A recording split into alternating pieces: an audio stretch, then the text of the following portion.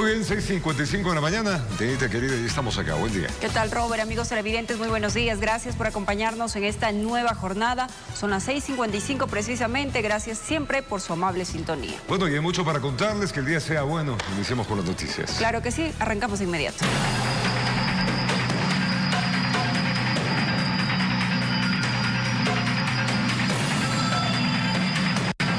Lo que sucede en Alausí es realmente complicado. Así es, una situación compleja. Momentos de angustia viven familiares y amigos de personas desaparecidas tras el deslave en Alausí. Miembros del cuerpo de bomberos de diferentes ciudades trabajaron toda la noche en las labores de búsqueda de sobrevivientes. Así es, también se contó con la presencia del presidente que estuvo en el lugar. Vamos a ver lo que sucedió. Es el llanto desgarrador de una madre que espera noticias al pie de su vivienda que quedó sepultada luego de que la montaña se vino abajo, al parecer con su pequeño de 12 años dentro. Mi sobrino, el hijo de mi cuñada Erika, que dice que se ha quedado sepultado en la casita, es lo que sé. Horas de angustia de toda una familia, de amigos y conocidos del barrio. El menor está en la lista de desaparecidos.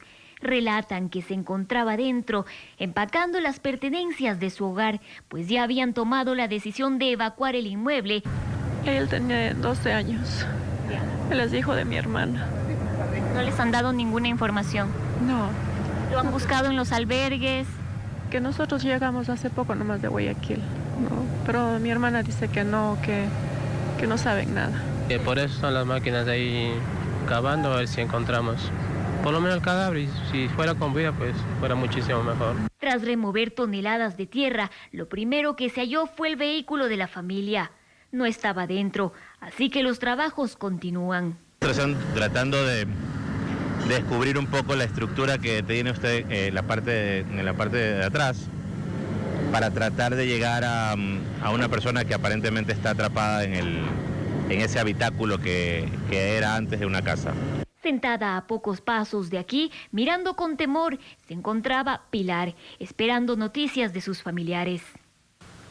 Estamos en espera de una prima de mi marido que está con el marido de ella y los 2 niños. Donde están las labores es el principio y ellos están casi más al centro. Prefiere estar algo apartada de la zona cero, y es que es imposible olvidar los momentos de terror que vivieron. Se sintió como un temblor, las ventanas se movían, toda la gente afuera, era un pánico, la gente asustada, todos querían salir corriendo de aquí, era un caos total. Prácticamente esto fue una pesadilla. Hoy las familias que esperan por sus desaparecidos solo piden que las labores de rescate se intensifiquen. Desde Alausí, con cámaras de Omar Flores, informó Adriana Rojas. Momentos tensos y complicados los que viven allá, para eso nuestro equipo está justo para comentarnos lamentablemente lo sucedido este día sábado y domingo, en el cual las fuertes lluvias siguen haciendo en el sector que sea más problemático todavía. Así es, y precisamente para conocer un poco más de cerca la situación en vivo y en directo, nos vamos a enlazar con Adriana Rojas, que se encuentra en el lugar y nos tiene detalles de lo que se vive a esta hora. Querida Adriana, muy buenos días. ¿Cuál es la situación en Alausí en este momento? Diana, Roberto, amigos televidentes, una buena mañana para todos ustedes. A esta hora las labores de búsqueda, rescate de víctimas y remoción de escombros están suspendidas. Según lo que se nos ha indicado, trabajaron toda la noche y hasta la 1 de la madrugada diferentes cuerpos de bomberos de varias ciudades. Nosotros nos encontramos ahora en la Plaza Central. Desde aquí ya se puede ver la magnitud del deslave. Imagínense, prácticamente toda la montaña se vino abajo, cubriendo por completo todo este barrio llamado Nueva Alausí. Alrededor de 163 viviendas quedaron sepultadas en ese punto. En el lugar nos indicaron que las labores se retomarán a partir de las 7:30 de la mañana. ¿Por qué se suspendieron el día de ayer? Indicaron que por una alerta de aparente movimiento de la tierra que parecía que iba a empezar a descender algo de material, por ello se tuvieron que suspender hasta hoy, que se retomarán 7:30 de la mañana. Estamos en la Plaza Central, vemos cuerpos de bomberos de varias ciudades, de Pujilí, de Riobamba, también están el cuerpo de bomberos de Quito, de Guayaquil, de Cuenca, de las principales ciudades del país que se han dado cita. Ellos ya se están organizando para empezar a descender hasta la zona cero. También aquí en la Plaza Central está precisamente el centro de acopio, hasta donde están llegando las ayudas de familias que incluso por sus propios medios, a pesar de que es el difícil acceso para llegar hasta este punto, incluso desde Quito tomando alrededor de 10 horas para poder llegar por trochas, por caminos de tercer orden, han decidido venir, han llegado hasta este punto trayendo un granito de arena. Ahí podemos observar que ya se está haciendo la distribución de los alimentos, de las ayudas. Se necesita agua, mucha agua, porque recordemos que aquí el servicio de agua potable está afectado en un 60%. Allá se están haciendo las distribuciones, también se están organizando entre los comuneros, personal del municipio de Alausí, para que puedan empezar a armar los kits. También existen algunas cocinas que se han abierto para las personas damnificadas y también para el cuerpo de bomberos que está trabajando en la zona cero. Vamos a conversar con una de las representantes del municipio que está encargada precisamente del centro de acopio para que nos cuente más detalles, cómo se han organizado para recibir las ayudas. Buenos días. Muy buenos días. Reciban un caluroso saludo de parte de quienes conformamos el GAM municipal de Alausí. Como usted ve, este es el centro de acopio del sociólogo William Palacios, la casona municipal. Estamos recopilando los productos de diferentes provincias, parroquias y comunidades de nuestro cantón. El centro de acopio está abierto, como usted mismo lo palpó, desde las 6 de la mañana hasta las 12 de la noche del día. ¿Qué es lo que nomás se requiere que la ciudadanía done? Lo que más se requiere es agua, atún, arroz, azúcar, kits de aseo personal, papel higiénico, aceite. Como usted ve, aquí está todo eso. Hacemos esos paquetitos de kit para entregar a la familia y también para cocinar para los albergados y para los señores militares, policías y cuerpo de bomberos. Existen 2 albergues, en la iglesia y en el Coliseo, aquí también en el centro. ¿Cuántas personas más o menos están albergadas? Estipuladamente en la iglesia 50 personas y en el Coliseo 100. Muchísimas gracias por esta importante información para todos nuestros amigos televidentes. Ya lo he dicho, se necesita mucha agua. Recordemos que varias ciudades a través de fundaciones, también a través del municipio, están realizando el acopio de productos para empezar a traerlo hasta aquí, hasta Alausí. Así que la recomendación respectiva, mucha agua, alimentos no perecibles, ropa también para las personas que se encuentran damnificadas. Existen 2 albergues, en la iglesia y también en el Coliseo. Esa es la información, Robert, Diana, que les podemos proporcionar a esta hora, 7 de la mañana con 3 minutos. Bueno, todos los elementos de los bomberos de distintas ciudades aupan justamente para tratar de encontrar víctimas y comenzar esta etapa que es complicada, que es la remoción y nuevamente sacar las cosas y para adelante. Y bueno, la solidaridad de todo el pueblo ecuatoriano precisamente para apoyar a quienes más lo necesitan en este momento. Ahí están los puntos de acopio que ya mencionó Adriana, para que pues se puedan enviar los productos necesarios para todos los habitantes que hoy lo necesitan. Hoy lo necesitan. Es trabajo también de nuestras ciudades. En la ciudad de Quito hay varios puntos también que se han integrado para que usted también sea parte de la ayuda a estos ecuatorianos que lamentablemente han caído en desgracia. Así es. Muchísimas gracias, Adriana, por este buen reporte que nos da a conocer desde temprano qué es lo que está sucediendo y qué es lo que se está haciendo precisamente en Alausí. Imágenes muestran cómo quedó parte de Alausí tras el deslave. Así es, equipos de ayuda están en la zona cero del desastre. Aquí le mostramos un antes y un después de aquella fatídica noche del 26 de marzo.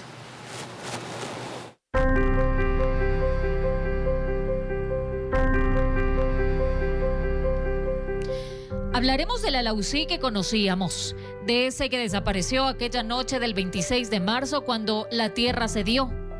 Así era antes aquel tramo de la montaña.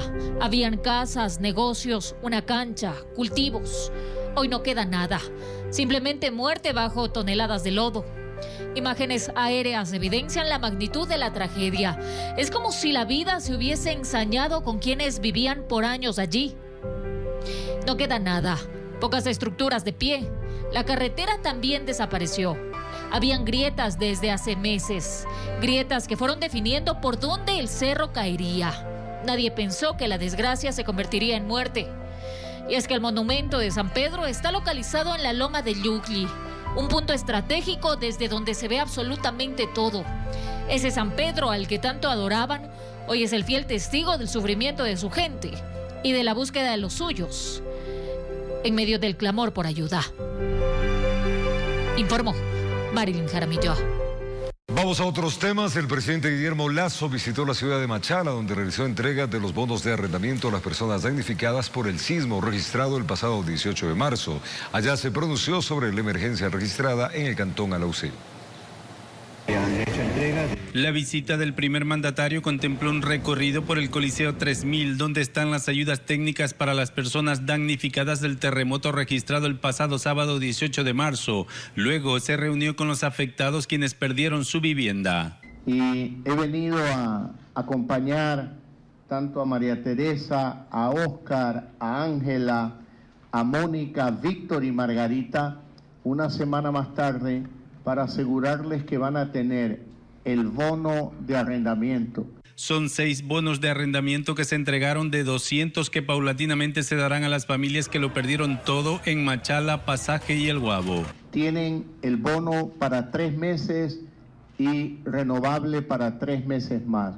Mientras tanto, el Midubi construirá casas en los propios terrenos de los beneficiarios o en complejos habitacionales que construiremos para poder dar alojamiento definitivo a las familias afectadas. En la provincia de El Oro, al momento, existen 1.267 personas afectadas y 216 damnificados, con el saldo trágico de 12 fallecidos. Estas estadísticas no contemplan la emergencia registrada en el cantón Santa Rosa por el desbordamiento de 12 ríos, que afectó al 60% de la población. Informó Richard Ceballos. Estamos de vuelta en medio de críticas. El secretario general de la Asamblea Nacional explica por qué no se remitió uno de los textos solicitados por la Corte Constitucional en el trámite de pedido de juicio político contra el presidente Guillermo Lasso. Escuchemos. Se envió un documento.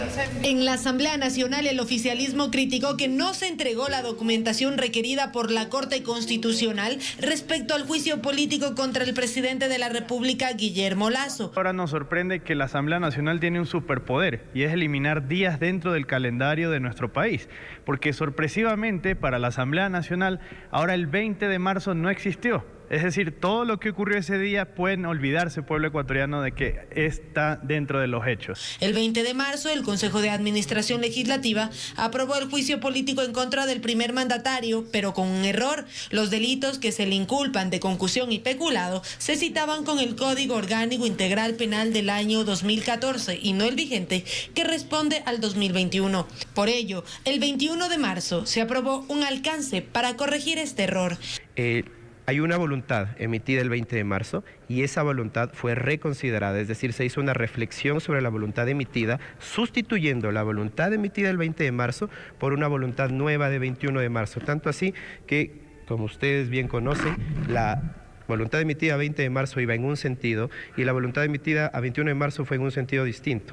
Es así que la Ley Orgánica de la Función Legislativa establece que la voluntad que tiene que ser formalmente notificada y aparejada al archivo que lleva la Secretaría General es la voluntad emitida a 21 de marzo. Hay quienes respaldan lo expuesto por el secretario de la Asamblea Nacional. Una votación de reconsideración lo que hace es revisar lo que pasó en la sesión anterior. Si están pidiendo justamente la información del día anterior, la moción de reconsideración ya estaría de manera intrínseca generando justamente lo que está solicitando la jueza. En este caso es cómo votó el CAL en virtud de esta situación. Pero no se debe a una falta de transparencia de parte del Legislativo? No, no necesariamente. Este proceso es público, lo estamos siguiendo los asambleístas y los medios de comunicación. Ahora, hay un nuevo juez en la Corte a cargo de este proceso y la Asamblea Nacional se queda a la espera de conocer cuál será la decisión final, informó Valeria Navarro. Y en la Corte Constitucional se sorteó un nuevo juez para que elabore un proyecto de dictamen sobre el juicio político presentado por la Asamblea Nacional en contra del presidente de la República.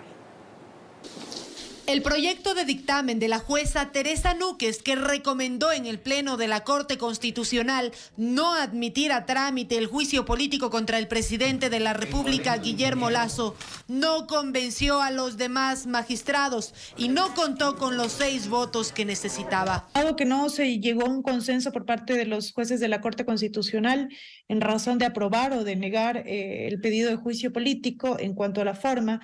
Por este motivo, la Corte Constitucional hizo un resorteo de juez. Esta vez la ponencia cayó en manos de Richard Ortiz. Este nuevo juez tendría que asimilar todas esas posiciones debatidas a efectos de generar una decisión que pueda ser materia del consenso de 6. También se ha elegido al presidente de la Corte Constitucional, Alí Lozada, como coponente, algo que el reglamento lo faculta en casos complejos o con poco tiempo de resolución.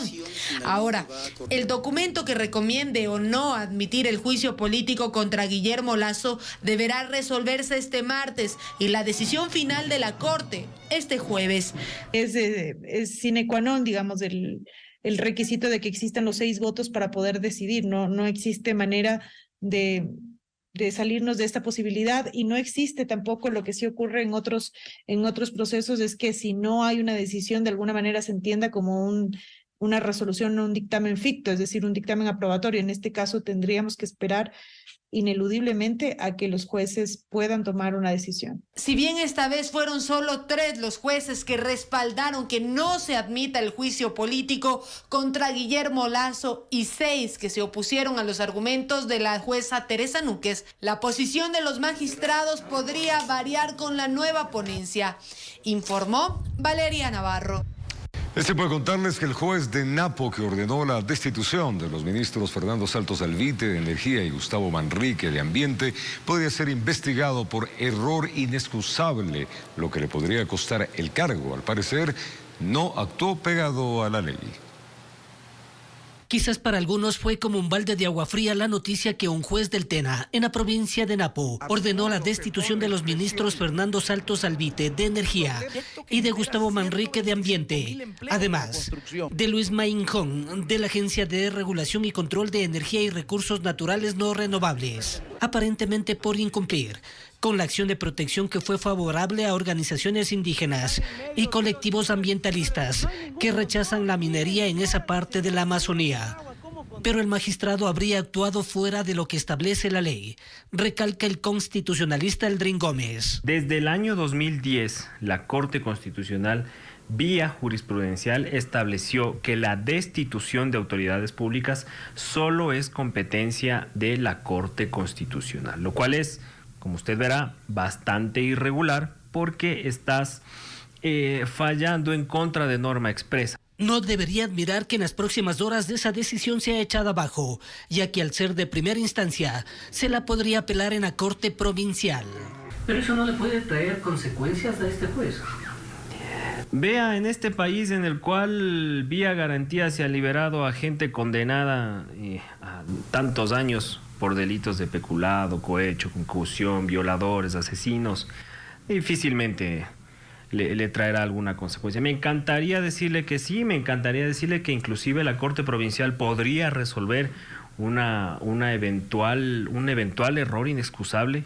Lo que podría derivar en la remoción del cargo del juez, que hoy es cuestionado. Buscamos la versión de los secretarios de Estado, pero no nos fue posible obtenerla, informó Héctor Romero. La CENESID informa que el test de admisión en búsqueda de un cupo en 14 universidades, escuelas politécnicas y 54 institutos superiores tecnológicos y conservatorios públicos se realizará del 10 al 14 de abril. Las personas inscritas podrán consultar el horario y fecha de evaluación en la página www.registrounico.edu.sub.gov.es. Fue el 26 de marzo del 2018 que el equipo de Diario El Comercio fue secuestrado y posteriormente asesinado, aparentemente por disidentes de las Fuerzas Armadas Revolucionarias de Colombia, las FARC. Han transcurrido, amigos, 5 años y todavía sus familiares continúan demandando justicia al Estado ecuatoriano al no haber tenido respuestas del hecho. Cargando féretros, llegaron hasta la Plaza Grande para frente al Palacio Presidencial. Exigir justicia. Este es el simbolismo, aquí está. Aquí está sobre la calzada, estos féretros vacíos. Vacíos como sus respuestas. Vacíos como la presencia del Estado en temas de derechos humanos.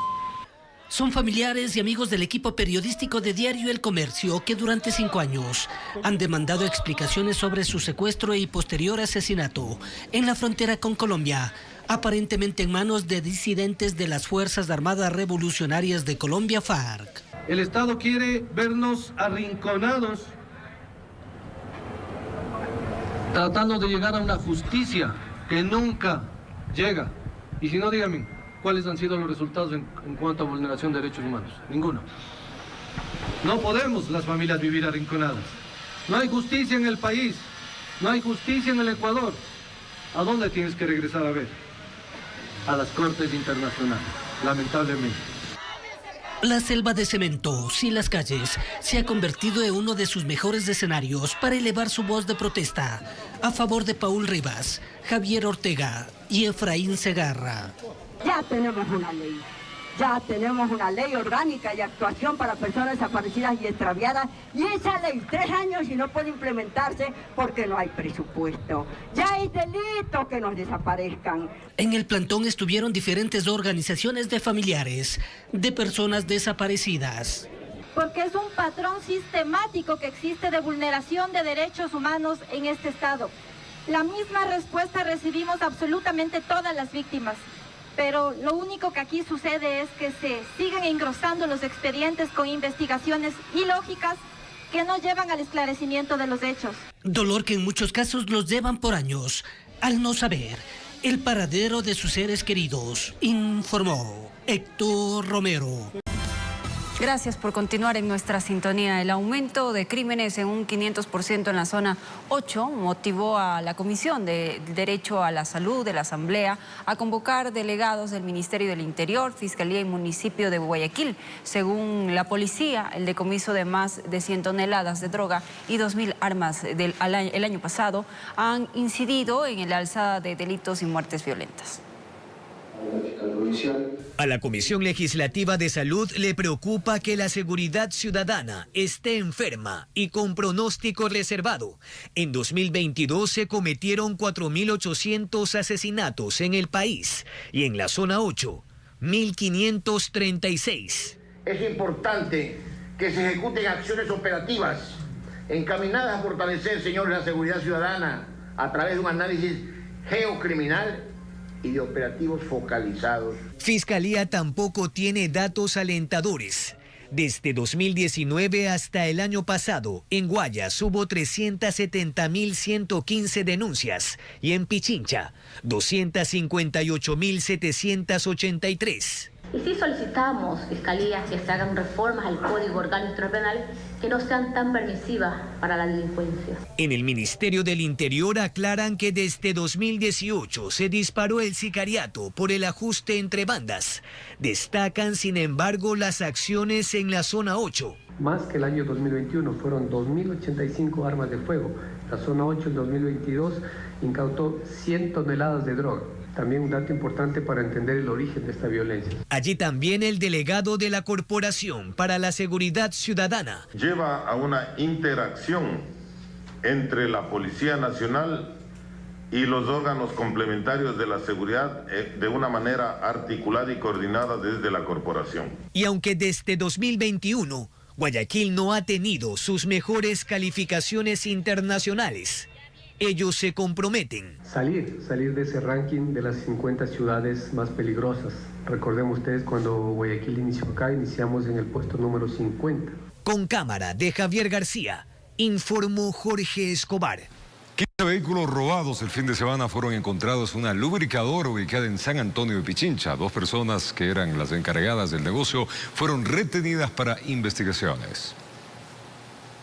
El robo de 23 carros de alta gama y una bodega ubicada en el sector de Calderón, al norte de Quito, puso en alerta a todas las unidades policiales. Antes del mediodía de este lunes, uniformados del Servicio de Tránsito lograron conocer de la existencia de una especie de lubricadora, donde también guardaban carros. En coordinación con agentes de inteligencia e investigación, llegaron hasta el sector. Al ingresar con el apoyo de elementos del GIR, confirmaron que en el sitio estaban guardados 15 vehículos de los sustraídos del fin de semana. Un trabajo conjunto, un trabajo que nos ha llevado pues a localizar este sitio. Todos contaban con la placa provisional de papel, estaban perfectamente estacionados como si se tratase de un patio legal. El comandante del Distrito Metropolitano de Quito, general Víctor Herrera, indicó que la identificación de los vehículos no los pertenece. Son provisionales y pertenecen a vehículos de la misma marca, es decir, Toyota, pero ya matriculados y con placas de años a partir del 2016. Dentro de eso, lo que nosotros tratamos de determinar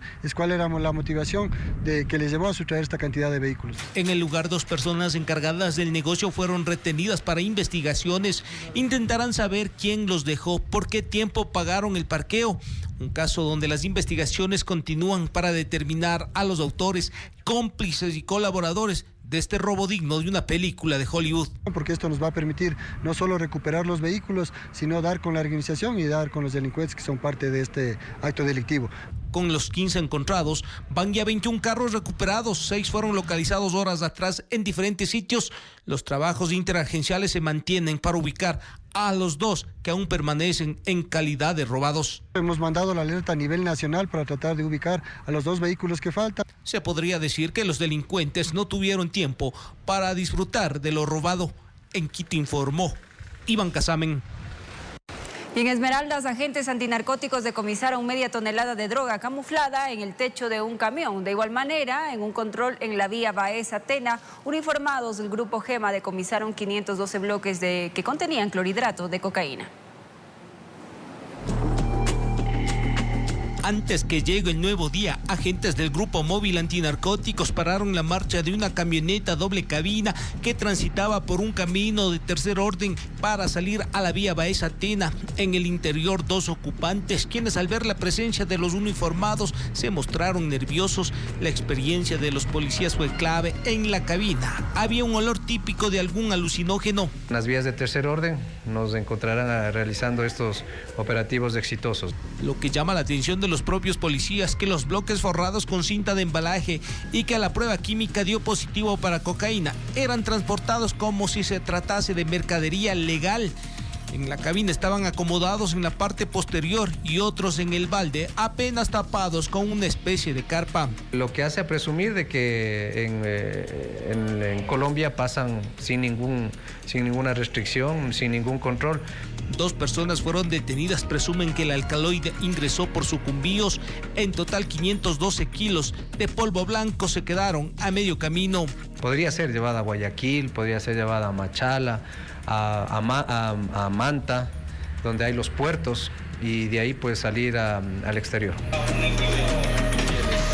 Del oriente a la provincia de Esmeraldas, en un control móvil en el sector de San Mateo de la carretera E20 Esmeraldas-Quinindé, agentes antinarcóticos pararon la marcha de un camión tipo furgón que, bajo la fachada de transportar mariscos, transportaba 504 paquetes de marihuana, 20 bloques de creepy y 3 paquetes de cocaína. Dosis retiradas del mercado, 1.050.660.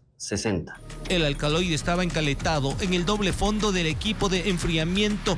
Al parecer, la droga fue cargada en algún punto de la frontera norte. Se estima como presunción que podría la sustancia ser utilizada para consumo interno.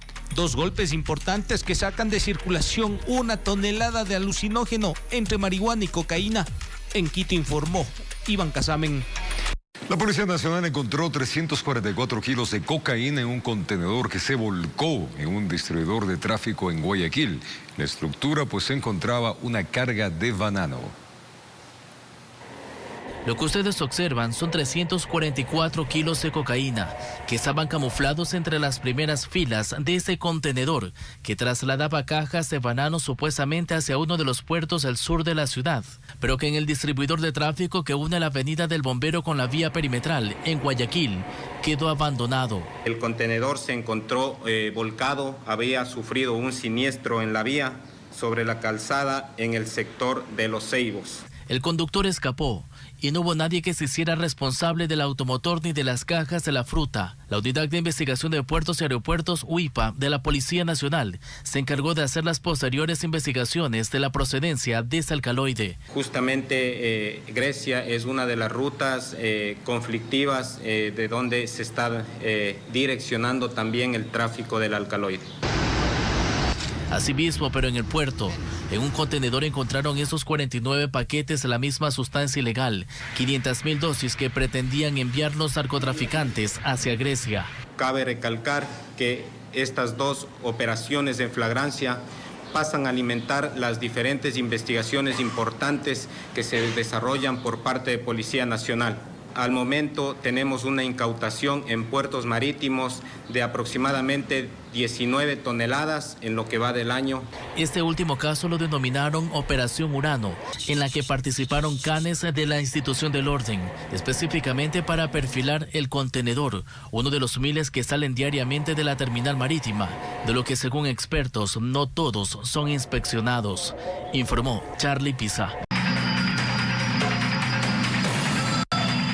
A esta hora nos vamos a trasladar a Lausí. Nuestro equipo periodístico se encuentra en el lugar para darnos más detalles de lo que sucede. Adriana Rojas se encuentra en la iglesia de Lausí, que ha sido pues un punto también como para que todas las personas que están en situación pues que no tienen una casa, que no tienen una vivienda, pues acudan a la iglesia. Es un albergue que se ha montado precisamente para ellos. Adriana, ¿cómo se está recibiendo a la gente? ¿Qué se necesita para seguir ayudando? Cuéntanos un poco. Diana, amigos en casa, muy buenos días. Así es, la iglesia de Lausí, aquí en el centro, se ha convertido en uno de los albergues que está acogiendo a las personas damnificadas. Aquí existen 50 personas que son miembros, algunos de la misma familia. Ellos prácticamente han perdido todo luego de este desastre natural que enterró por completo a sus viviendas. A esta hora algunos ya están en su desayuno, también están en las labores de limpieza de este espacio que se ha convertido por ahora el único hogar que tendrán por mucho tiempo. Vamos a tratar de ingresar hasta algunas de las habitaciones donde se encuentran las personas. Algunos están muy angustiados porque están a la espera de información de sus amigos, de sus familiares, de sus parientes y también preocupados porque lo han perdido todo.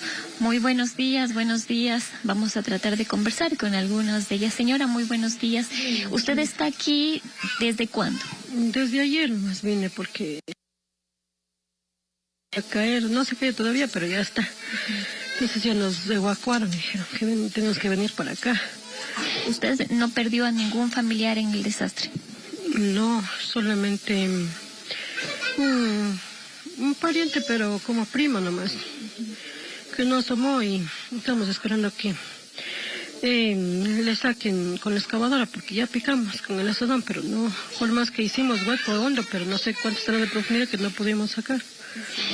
Ahí vemos que están varias de las personas ya en sus labores de limpieza. Ellos mismos tienen que arreglar sus dormitorios. También hacerle llamado a la ciudadanía para que pueda acercarse a los diferentes municipios, a las fundaciones que se han organizado para recibir las donaciones que llegan hasta el centro de Lausí y de allí se distribuyen a los albergues donde se han implementado cocinas para que se puedan preparar los alimentos y poder darles a las personas que se encuentran en en este punto. Hay bastantes personas adultas mayores, así que es importante también que se pueda donar ropa caliente, ropa abrigada, cobijas si es necesario. Vamos a conversar también con una de las personas que nos señalaba que se salvó prácticamente por un milagro. Muy buenos días.